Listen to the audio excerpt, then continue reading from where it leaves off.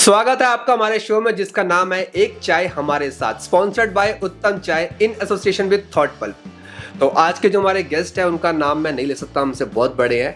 Actually मैं एक book director है। और सर आप अपना खुद ही लेता हूँ। हाय, आई एम अश्विनी डंगवाल। और बाकी इनसे पूछते हैं इनकी जर्नी के बारे में। आइए sir, what inspired you to become a director? जब हम एक्चुअली मैं बेसिकली पहाड़ से हूँ। ओके। मेरा जो नेटिव प्लेस है उत्तराखंड में एक गांव है अमिल्डा, वो टेरी गढ़वाल में पड़ता है। ओके। तो पहाड़ है, बचपन से पहाड़ों में रहे ना, तो विजुअलाइजेशंस जब सब लोग डिस्कस करते थे बचपन में कि यार देखो बादल गुजर रहे हैं पहाड़ी के ऊपर से, तो एक विजुअलाइजेशन होता था कि हाँ यार कितना खूबसूरत लग रहा है ये। अब विजुअलाइजेशन पहले हो गया, उसके बाद उसका तो एक थॉट आया, जो थॉट पहले दिमाग में विजुअलाइजेशन फिर आया कि कैसे डेवलप होता है ये कैसे मूवमेंट करते हैं, थोड़ा थोड़ा करके क्रिएटिविटी। तो फिर वहाँ से ना हल्का सा लगा था कि यार ये कैसे होता होगा ये। फिर हम डिस्कस करते थे, फिर कहानी कभी बार क्या है कि जैसे हमारी दादी कहानी सुनाती थी तो कहानी सुनते थे। फिर वहाँ पे फिर कहानियाँ कई बार कुछ कहानी ऐसी होती थी जैसे जो पहाड़ से रिलेटेड होती थी, उन बादलों की, फिर वो चंदा मामा की, वो सब। तो वहीं से धीरे धीरे धीरे धीरे लगता था कि हाँ यार ये कहानी डेवलप हो सकती है, इसको सोचा जा सकता है, ये खूबसूरत लग रही है। तो सब धीरे धीरे तो वैसे ही आया, ऐसा तो था नहीं कि फिल्मी लोगों को जानते हो या बैकग्राउंड ऐसा हो। तो धीरे धीरे ऐसे शुरू हुआ, फिर उसको ही डेवलप किया, उस तरीके से फिर आगे बढ़े। फिर तो समहाउ आपको एक नेचर, मतलब हमारा जो नेचर है उसने इंस्पायर्ड किया टू बी अ डायरेक्टर। बिल्कुल बिल्कुल, बहुत अच्छी बात है ये तो यार, नेचर से बहुत कुछ लोग सीखते हैं और ये हमारे सामने एग्जांपल है एक। What's your approach to working with actors and how do you help them to prepare for their roles? मेरा सिंपल है, मैं पहले कहानी का सोच लेता हूँ। अभी ज़्यादातर क्या हो रहा है कि लोग सोचते हैं कि यार फलाना एक्टर होगा, उससे मैं अप्रोच करूँगा तो उसके सबसे कहानी होनी चाहिए। मैं कैरेक्टर पहले काम कर लेता हूँ, ये कैरेक्टर ऐसा होना चाहिए, मेरा कैरेक्टर ये है जो मेरी स्क्रिप्ट को प्रोग्रेस कर रहा है जो कैरेक्टर। फिर उसके हिसाब से फिर मैं सोचता हूँ एक्टर का कि ये एक्टर मेरे लिए करेक्ट हो सकता है। आज के टाइम सिर्फ क्या है कि थोड़ा ऑप्शंस रखने पड़ते हैं। कई बार हमारी प्रॉब्लम कि हम जो नए लोग जो हैं, जैसे हम लोग फिल्मी नहीं हैं, तो थोड़ा डिफिकल्टी होता है कि एक्टर को अप्रोच करना। ओके। जबकि मैं तो काम काफ़ी कर चुका है, as an AD, chief AD मैंने काम किया है। अनिल शर्मा जी के साथ मैंने शुरुआत की थी वीर से, तो काम तो किया है। अब काम हम एज एन एडी करते हैं, उसकी अलग चीज़ होती है और डायरेक्टर का टेम्परामेंट अलग होता है जी। तो कैरेक्टर सोच के हम सोचते हैं कि अब इसको अप्रोच किया जाए। तो कई बार तो ये होता है कि बड़े एक्टर तक पहुंचना बड़ा मुश्किल होता है थोड़ा। बिल्कुल। ज़्यादातर तो रिकमेंडेशन पे जाते हैं, बहुत कम चांसेस होते हैं। कुछ चांसेस होंगे जो डायरेक्ट बहुत कम होता है।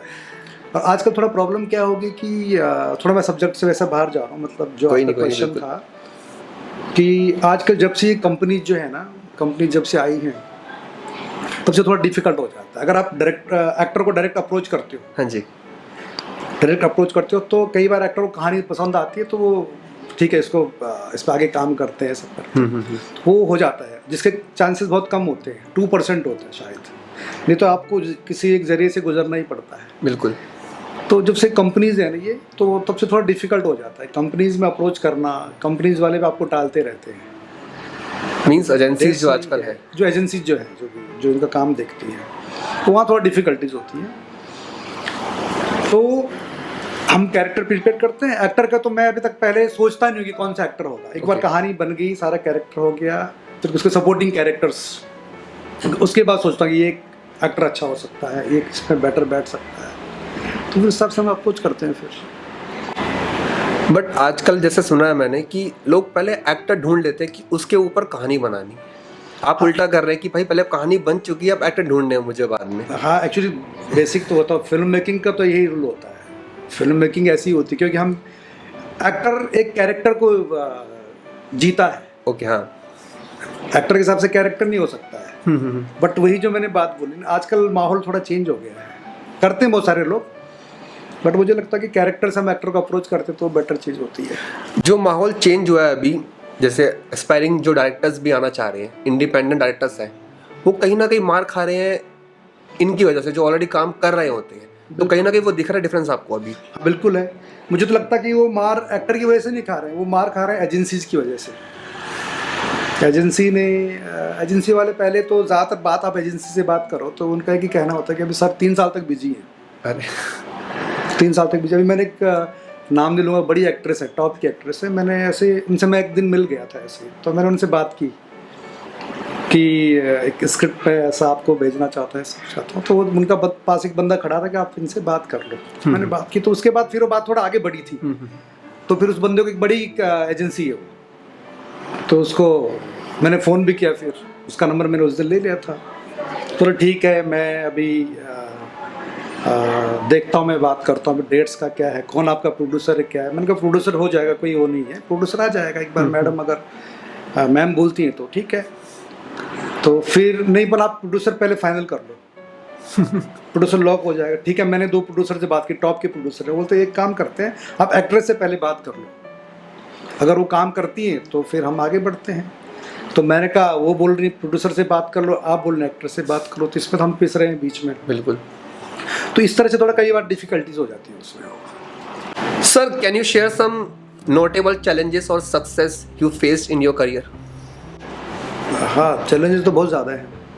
सबसे बड़ा चैलेंज तो ये जो मैंने आपको बोला, जो मुझे लगता है जब हम लोग एज एन एडी काम करते हैं, तो एज एन एडी हम काम करते हैं तो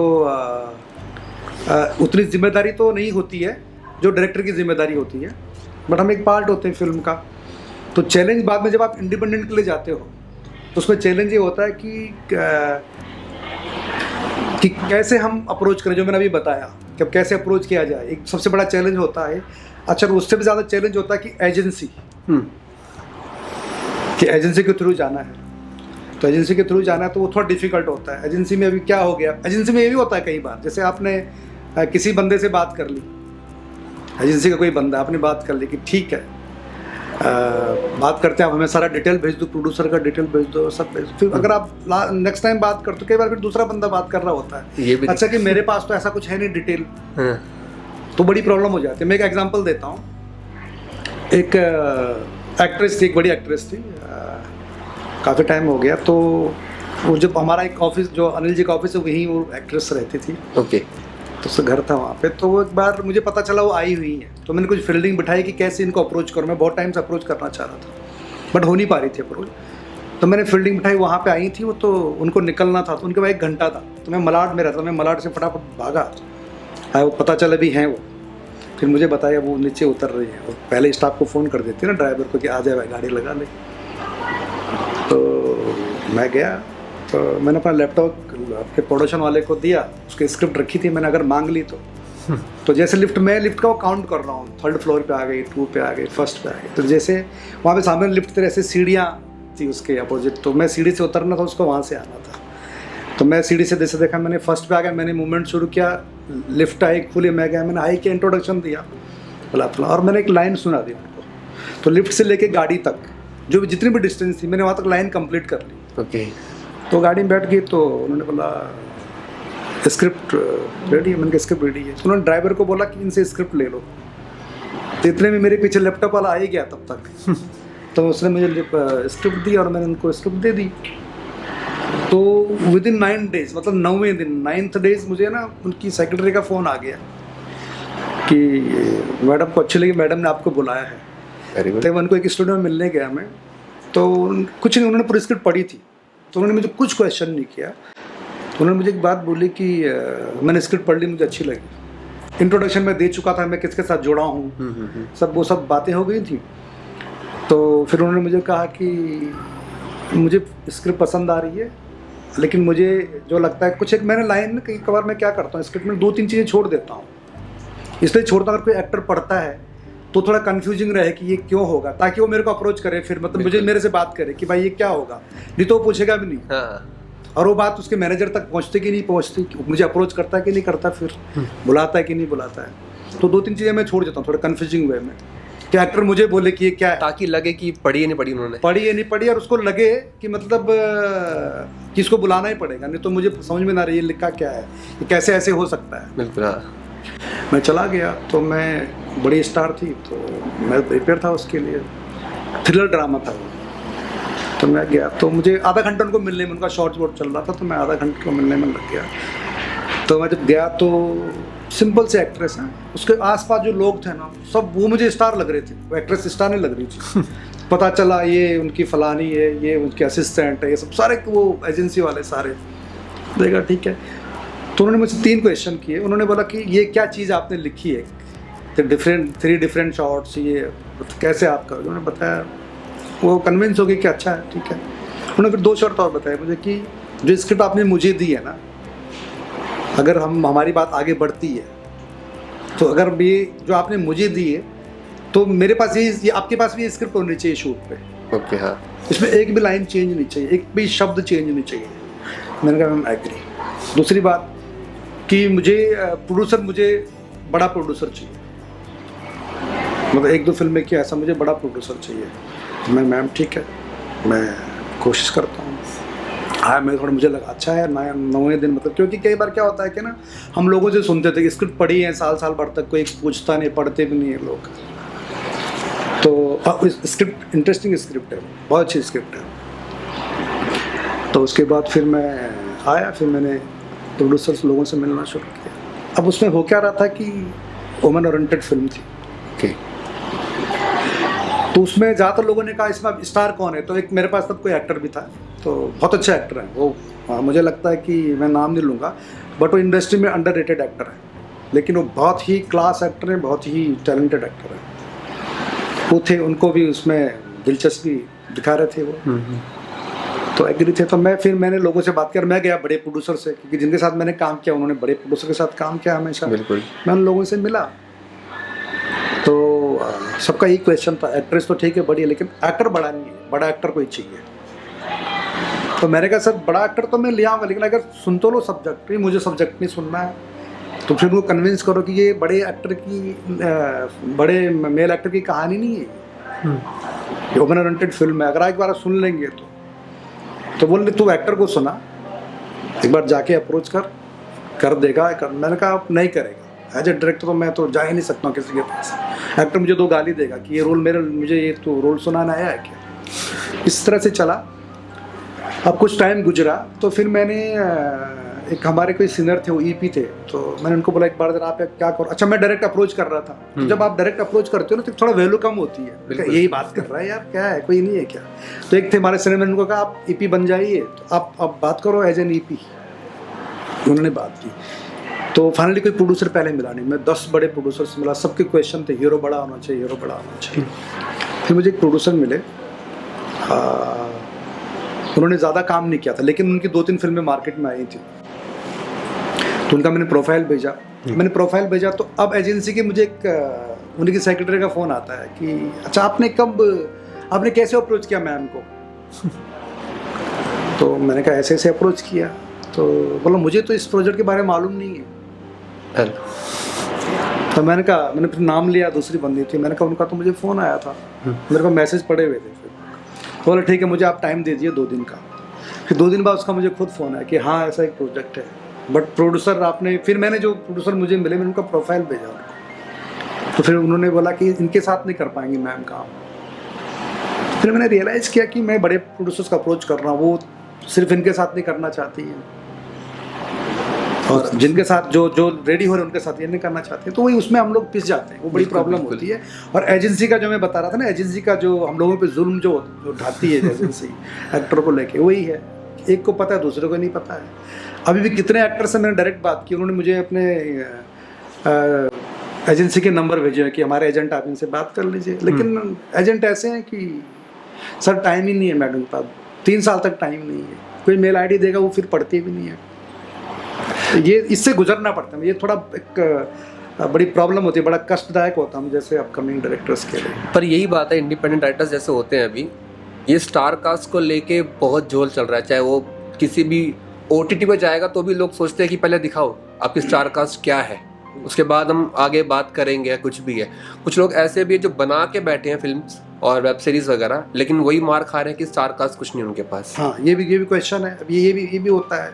मैंने एक फिल्म बनाई द ब्रेव चाइल्ड, बहुत अच्छी फिल्म बनी है, और काफ़ी लोगों ने, फिल्म वालों ने काफ़ी तारीफ़ की, जो फिल्मी लोग हैं, जो कभी किसी फिल्म की तारीफ़ नहीं करते, ऐसे भी लोग हैं मेरे जानने वाले डायरेक्टर्स बड़े बड़े। तो वही फिल्म है तो मैंने किसी OTT को भेजा, किसी ने कहा मुझे कि भेज दो जरा मैं, तो उनका कहना इस फिल्म में कोई ऐसा बड़ा एक्टर नहीं है, कोई बड़ा हो। तो मैंने कहा एक बार तुम देख तो लो, फिल्म देख लो, ट्रेलर देख लो फिल्म का, एक बार समझ लो क्या है, लेकिन ये बड़ा स्टार नहीं है। तो यही प्रॉब्लम आती है कई बार, जैसे बहुत लोग बोलते हैं ना अभी आजकल की अरे यार अभी तो कौन पूछ रहा है स्टार को, लेकिन प्रोड्यूसर ज़्यादातर स्टार की बात ही करते हैं। कोई नहीं बोलता कि तू नए लोगों को लेके आ जाओ। बिल्कुल, एज ए डायरेक्टर हमें कंफर्ट होता है नए के साथ बनाना। नहीं प्रोड्यूसर्स छोड़ो, जो OTTs ने सारे है बने हुए आज के टाइम पे, उन तक पे सब यही पूछते हैं कि बड़ा स्टार कौन सा है। ये हर बंदा मार खा रहा है इस बात पे भी, मार खा रहा है। बीच में तो ये OTT की क्या डिमांड होती थी कि इसको ले लो, इसकी फैन फॉलोअर्स बहुत ज़्यादा है। हाँ ये भी आजकल चल ही रहा है वो तो। अच्छा उसको क्या एक्टिंग आए ना आए लेकिन उसको ले लो, उसके फैन फॉलोअर्स ये होगा, फिर हमारा वो अपना कैलकुलेशन करते रहते हैं मार्केटिंग, बट वो वर्कआउट नहीं करता, मुझे ऐसा लगता है। ओके, आप अपने आप को मोटिवेट कैसे रखते हो जब खाली टाइम, खासकर जब होता है काम नहीं कर रहे होते हो, जब होता है कि इंडस्ट्री में काम अभी कम है, कुछ नया करना है, तो मोटिवेट करना पड़ता है अपने को, बहुत ज़रूरी है मुंबई में बैठ के, कैसे? मैं तो सिर्फ राइटिंग करता हूँ, सिर्फ और सिर्फ राइटिंग। मैंने पूरा जो कोरोना टाइम है बैठ के मैं राइटिंग करता रहता हूँ, सिर्फ और सिर्फ राइटिंग और कुछ नहीं। कभी सुबह उठ के मैं अक्सर भी चला जाता हूँ 5 बजे घूमने के लिए। अब मेरा नेचर क्या है ना, मैं ज़्यादा लोगों से मिलता नहीं, लोग मिलता कि सर्कल में मेरा ऐसा नहीं कि मैं बहुत लोगों से टाइम पास करूँ, ये सब करूँ, नहीं करता मैं उठता हूँ सुबह, उसके बाद मैं राइटिंग पर लग जाता हूँ, फिर पता नहीं चलता कब 5 बजा शाम का। तो मेरा टाइम ऐसे जाता है। मुझे यही लगता है कि ये इससे अच्छा मोटिवेशन कुछ हो नहीं सकता है। बिल्कुल, बहुत अच्छी बात है ये तो। और जब ज़्यादा टाइम हो जाता है, मुझे लगता है कि मैं काफ़ी टाइम से लिख रहा हूँ, तो मैं देहरादून चला जाता हूँ फिर। अच्छा, देहरादून जाके फिर मैं, जैसा हमारा गांव है या और भी पहाड़ है, मसूरी, ये सब जगह, तो मैं वहाँ घूमता हूँ फिर कुछ दिन तक, फिर एक एनर्जी लेके फिर आता हूँ। फिर मैं, ऐसा मेरा होता है 6 महीने में एक राउंड मारता हूँ।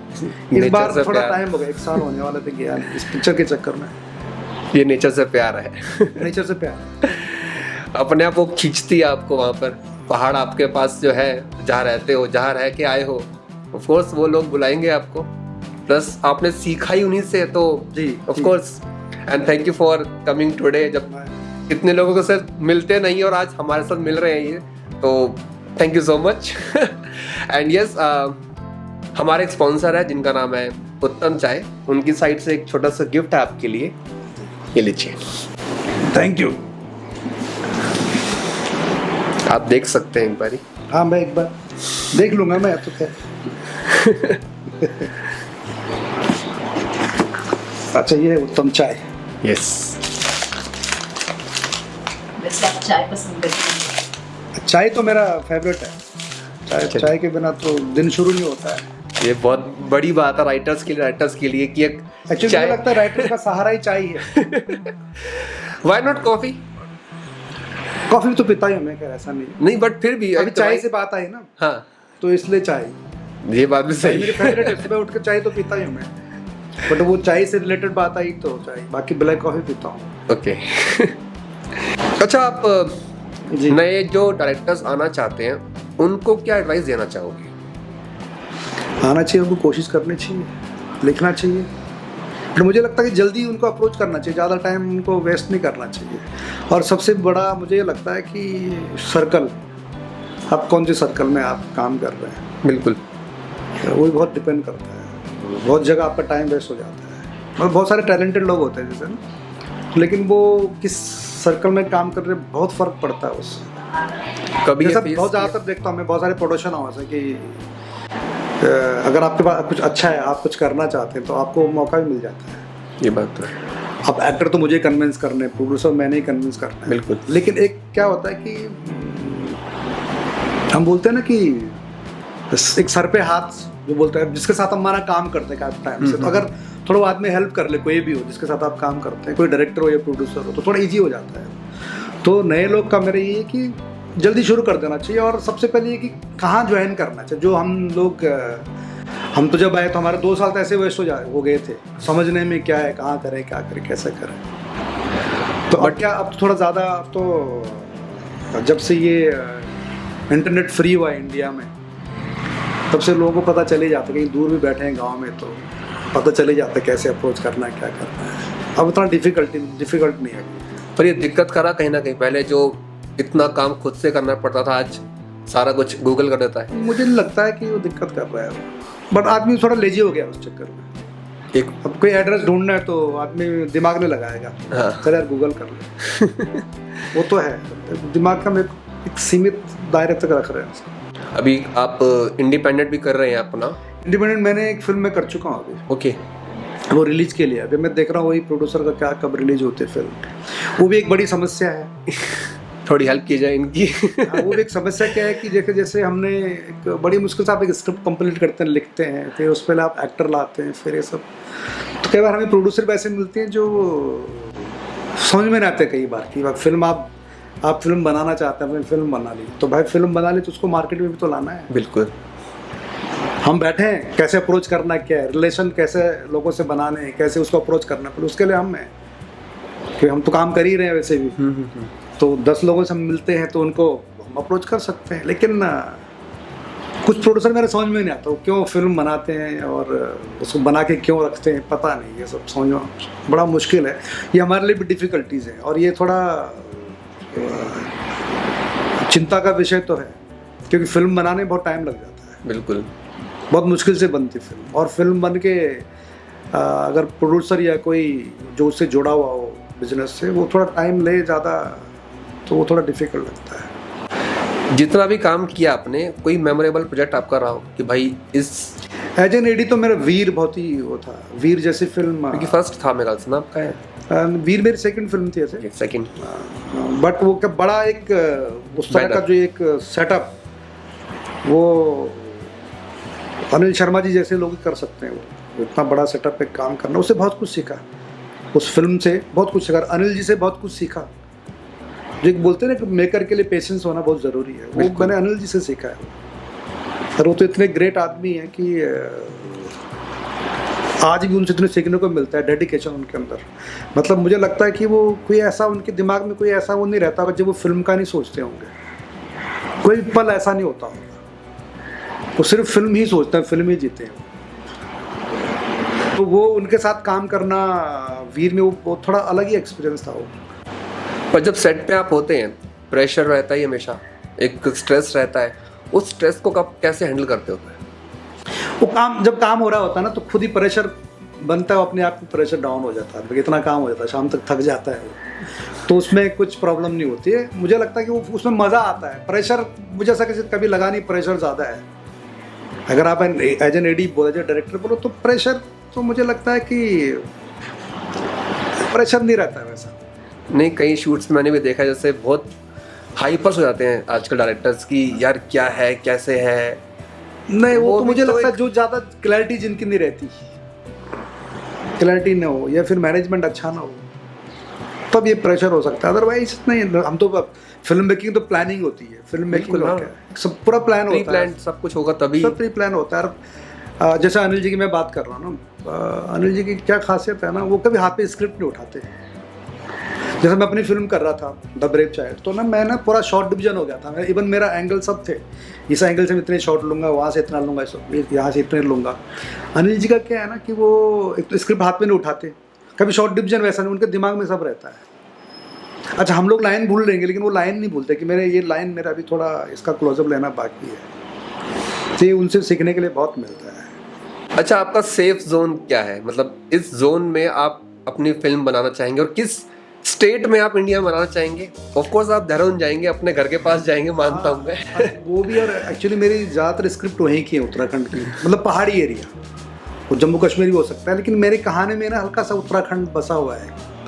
मेरी जितनी भी कहानी है ज़्यादातर वो पहाड़ मेरी अभी वो पहाड़ की है, अभी वो कैरेक्टर पहाड़ के हैं। अभी 2 लव स्टोरीज मैंने वहाँ लिखी हुई है, अभी मैं उन पर वर्कआउट कर रहा हूँ, आजकल नरेशन कर रहा हूँ एक्टर से। तो जो वर्कआउट जैसे वर्कआउट होगा मैं देहरादून पहुँच जाऊँगा, तो मेरा वो पहाड़ का वो ज़्यादा रहता है, मेरी फिल्मों में ज़्यादा वो दिखेगा पहाड़ का। फ्यूचर प्लान्स कुछ अभी कि भाई आगे? अभी मैं एक स्क्रिप्ट मैंने कंप्लीट किया अभी। ओके। तो एक तो उसके लिए मैं एक्टर से अप्रोच कर रहा हूँ, 1-2 एक्टर हैं जिनका अप्रोच करता हूँ। एक बार वर्कआउट हो जाएगा तो फिर मैं वो नाम पब्लिकली बता सकता हूँ कौन कौन एक्टर है। दूसरा ये है कि फिल्म मुझे उत्तराखंड में ही करनी हो, कहानी वहीं की है। किस टाइप की मूवी बनाना ज़्यादा पसंद है? Love stories. मैं पूछता हूँ ऐसे। अच्छा, किस टाइप की मूवीज आपको ज़्यादा पसंद है बनाने के लिए? कि मैं ज़्यादा लव स्टोरी। मैंने एक्चुअली मेरे फेवरेट डायरेक्टर यश चोपड़ा जी थे अरे और राज कपूर साहब। और आज के टाइम में थोड़ा इम्तियाज़ अली जो है मुझे काफ़ी अच्छे लगते हैं। इम्तियाज़ अली साहब का जो काम करने का तरीका है, जिस तरह की उनकी फिल्में हैं, तो he is also my favourite director. अच्छा, what is important for you, script या फिर एक्टर्स? स्क्रिप्ट। मतलब स्क्रिप्ट का पारा भारी है। स्क्रिप्ट होती है, अगर एक्टर भी कोई करता है फिल्म तो स्क्रिप्ट बेस पे करता है। लेकिन मैंने एक बात बोली ना आपको, जो मैंने पहले आपको एक लाइन बताई, जो बात बोली मैंने कि एजेंसीज, हाँ, मैंने थोड़ा माहौल गड़बड़ कर रखा है आजकल। जब स्क्रिप्ट है तो फिल्म है, बिल्कुल। अच्छी स्क्रिप्ट है तो फिल्म अच्छी होनी होनी है। अच्छा, आगे जाके जब आप एक बड़े डायरेक्टर बन जाएंगे तो जो नए लोग हैं, नए एक्टर्स हैं, वो आपसे कैसे अप्रोच करेंगे मिलने के लिए? सेफ रहता है आजकल? वैसे लड़कियां आजकल आती हैं जो बिल्कुल एस्पायरिंग एक्टर्स होते हैं कि भाई हमें काम करना है, मूवीज़ में ही काम करना है या वेब सीरीज में काम करना है, कहीं ना डर रहता है उनका किसी से मिलने के लिए भी कि कुछ गलत ना हो जाए। नहीं, गलत नहीं, तो देखो गलत तो नहीं होता है वैसे।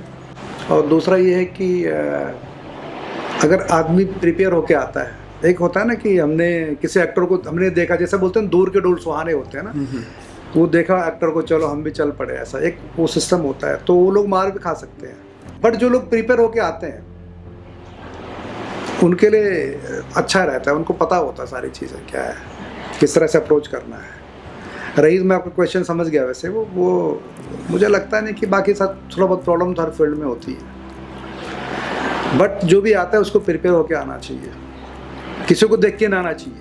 बिल्कुल कि ये वो एक्ट्रेस ऐसी है, वो एक्टर ऐसा है, मुझे ऐसे वो करना है। आप इंस्पायर हो सकते हैं आप, बट एक प्रोसेस होता है ना कि जैसे बहुत सारे लोग नहीं जानते, ज़्यादातर लोगों को क्या पता होता है, जैसे कोई एक्टर है, माना स्टार बन गया, या कोई डायरेक्टर है, जैसे इम्तियाज़ अली साहब है, एक एग्जांपल मैं उन्हीं का देता हूँ। तो लोग जब उनकी फिल्म आई वो लव स्टोरी, तो उनकी पहली फिल्म मुझे बहुत पसंद है, जो अभय देओल के साथ फिल्म थी, मतलब सोचा ना था, मुझे लगता है उनकी सबसे बेस्ट फिल्म है। और उनकी सबसे डिफ़िकल्ट फिल्म मुझे लगती है रॉक स्टार। तो वैसी फिल्म बनाना मुझे डिफ़िकल्ट लगता है, लेकिन अब धीरे धीरे काम करने के बाद लगता है कि हाँ, बहुत ज़्यादा डिफ़िकल्ट नहीं है।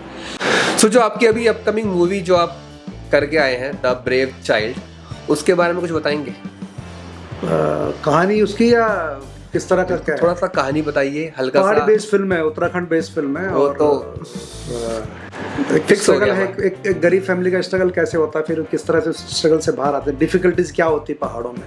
अब हम आज जैसे बात करें ना, पहाड़ बहुत खूबसूरत, लेकिन वहाँ के जो लोग हैं कितनी उन्होंने डिफिकल्टीज फेस की हैं, कितने करते हैं जो टिपिकल पहाड़ में रहते हैं। मतलब देहरादून ही सिर्फ पहाड़ नहीं है, टिपिकल पहाड़ी लोग जो है, तो वो कहानी वहाँ की कहानी एक है। मीन्स मैंने सोच लिया अब इनका नाम जब भी आएगा ना तो मुझे पहाड़ याद आएंगे। आने चाहिए। Thank you. एंड ये हम कब देख पाएंगे अपने OTT? जल्दी हम लोग प्लान भी कर रहे हैं, OTT एक दो ऑफर तो हैं, बट अब देखते हैं क्या है। मैं चाह रहा हूँ कि अच्छी तरीके से लोगों तक पहुँचे फिल्म। बिल्कुल, तो अभी प्लानिंग चल रहा है, तैयारी कर रहे हैं, देखते हैं। तो बहुत बहुत शुभकामनाएं हैं आपकी फिल्म के लिए। Thank you. And thank you for watching us on एक चाय हमारे साथ। Thank you sir for coming. बहुत अच्छा लगा आपसे बात करके, बहुत अच्छा लगा। बेस्ट विशेस मेरी तरफ से। Thank you thank you so much.